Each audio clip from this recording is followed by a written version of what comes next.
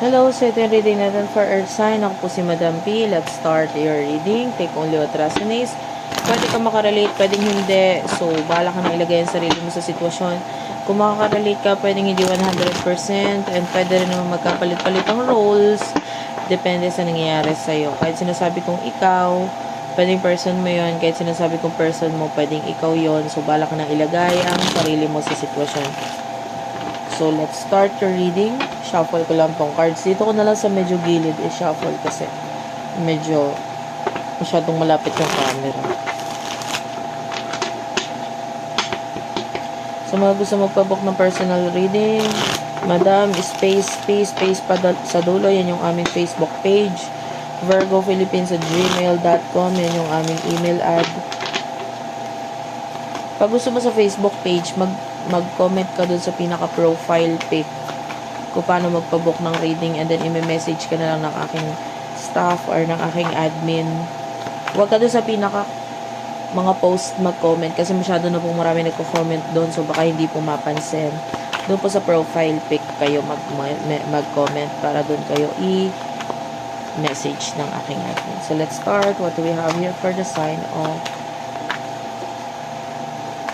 Earth sign, Taurus, Virgo, Capricorn?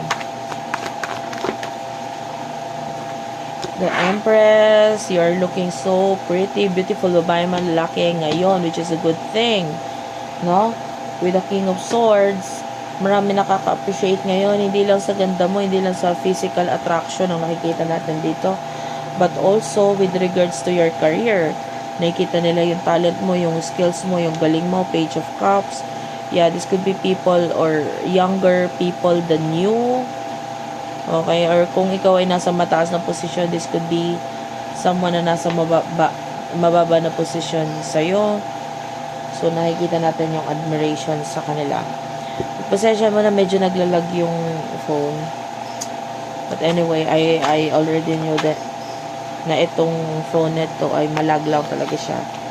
But yung voice is as long na naiintindihan mo yung sinasabi ko. Person nakakonect mo, sino to?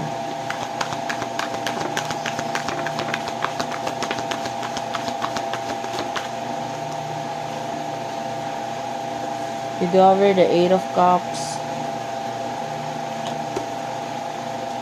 the High Priest.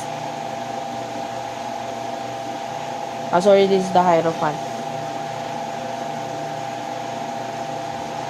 Two of Wands. Okay.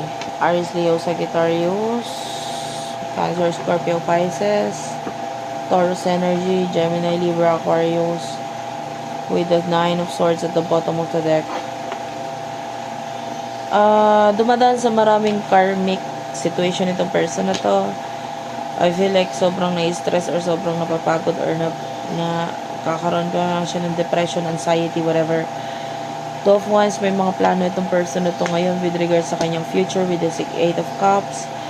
The Hierophant, I feel like itong person na to minsan na siyang naging, like teacher. Pwedeng recently may mga pag-uusap or nitong huling usap ninyo may mga tinukoy or may mga sinabi siya sa'yo na parang suggestion or opinion. Kumbaga, wag mo tong gawin, wag mo tong ganyan. Parang pinagsabihan ka niya or sinabihan ka niya about something.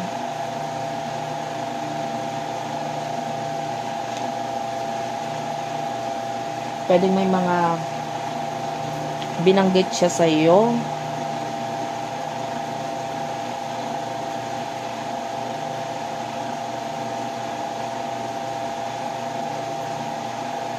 Well, you are the Empress.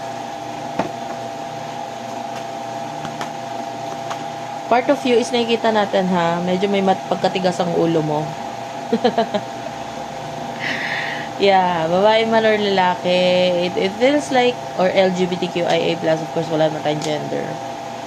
Hindi ba sa inyo may nararamdaman akong pagka-black sheep or like Lilith energy with you, like may pagka-rebellious, rebelde. So, pwedeng in the past, nung kabataan mo, masyado ka rebellious na tao, rebelde. Or kung hindi man, sakit ka ng ulo ng nanay at tatay mo, parang gano'n. Or kahit hanggang ngayon, ikaw ay matigas ang ulo. Pag may ginusto ka, ginusto ka. Especially if this is something that you love, you like, and Yung iba pwede may kinalaman sa itsura mo, sa like how you present yourself to the world. Like wala kang pakialam kung ito gusto ko isuotin, wala kang pakialam kung ito ang makeup or style na meron ako or gusto ko. Like that's your energy, diba? Very young actually with the Page of Cups. Batang energy na kukuha ko din sa'yo, pero it's okay, diba? Like that's your life. Bakit mo hayaan or bakit mo hahayaan or bakit ka may kinig sa kanak baga buhay ka to, ba? Ganun yung energy mo. So, ano emotion ninyo sa isa't isa? Earth sign, you do over the Four of Cups, Ace of Cups. Oh, yung iba sa inyo parang hindi ka na sure kung mahal mo pa ba siya. Parang ganun. Mahal ko ba tong taong to? Parang hindi naman na. Parang ganun. Or maybe natutunan mo lang harapin ngayon or tignan ngayon yung realidad ng buhay na parang na pwede mag-focus sa love, love, love na yan. Parang I have a lot of things to do. I have to love myself. Ganun. Yung focus mo is yung mahalin ng sarili mo and to focus on all the things na nandyan sa harapan mo ngayon rather on thinking about wishy-washy stuff dito sa taong to. Especially, pwedeng nagpakita rin kasi siya ng ganong attitude sa'yo. Like, nagpaka-wishy-washy siya pagdating sa connection ninyo. So, ano emotions niya for you? The Moon. Ano? Four of Swords. Yung iba sa inyo, mararamdaman mo yun or spiritually. Pwedeng hindi kasi siya nag-open up or nagsasabi ng emotions niya. Pero mararamdaman mo the moment na magkausap kayo, pwedeng nararamdaman mo kung ano yung feelings niya for you. Malakas ang pakiramdam mo. And at the same time, pwedeng naparamdam or nasabi niya na rin ito through your dreams. You know, whether you are daydreaming or dreaming na tulog talagang literal, pwedeng minsan niya na nabanggit sa'yo sa panaginip mo kung ano yung emotion niya talaga para sa'yo. Pero I feel like with the Four of Swords, hindi niya kasi sinasabi yun. So yeah, literal na pwedeng kailangan gamitin mo yung lakas ng pakiramdam mo regarding sa kung ano talagang emotion niya para sa'yo. And yeah, high chance talaga there's emotion here, kaya lang pwedeng hindi niya yon inamin or sinabi sa'yo or pwedeng naging silent siya pagdating dito sa bagay na to. Kaya nga parang sa ngayon, medyo nawalan ka na ng yung iba sa inyo pwedeng nandun na rin yung point na parang dahil nga hindi ka sigurado sa emotions na naramdaman niya, dahil hindi siya naging direct, it's just you na parang nag-alangan ka na rin sa kung ano yung nararamdaman mo dito sa person na to. So, what will happen in the near future outcome nitong connection ninyo? For the sign of Earth sign, Taurus, Virgo, Capricorn.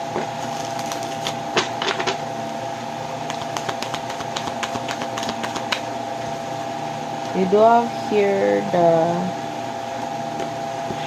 Temperance, Two of Cups. Okay.